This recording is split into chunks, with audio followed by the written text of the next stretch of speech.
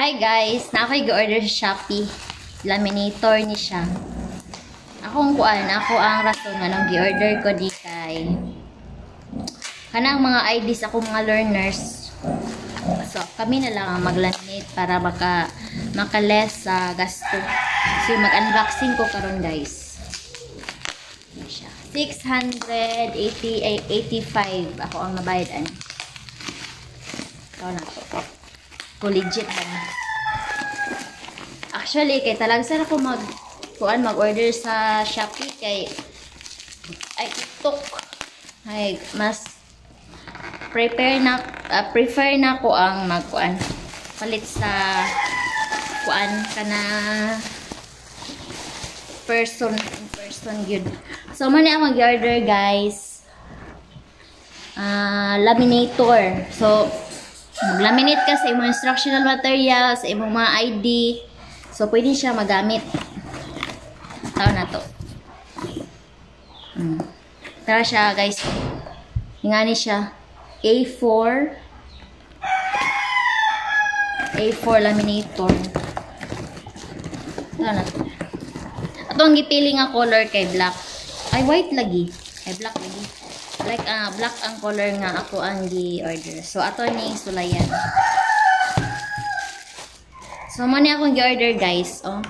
Kung gusto mo palit ani, lantaw lang niya sa link. Oh, maka-guarantee good ko nga legit gid ni siya.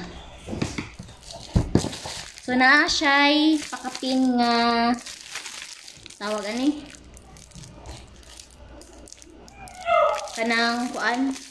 Ako'y idea kayo ni na siya pakapil nga kaning mura siya silupin nga dito na may butang ko mag-laminate ka. Sulayan na to guys.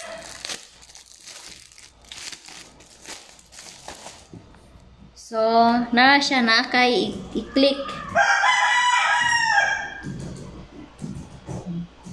laminator. So sulayan na to. Sulayan to gamit. Mag-try ta og laminate o kuan guys. ID. So, ano siya? I-on na to. On. Power. Ano siya oh? Magtingog-tingog siya. Mura siya kung kuan.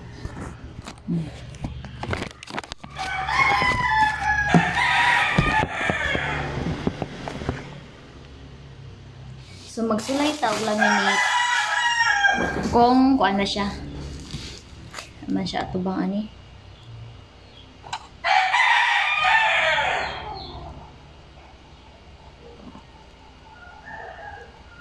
Sulod.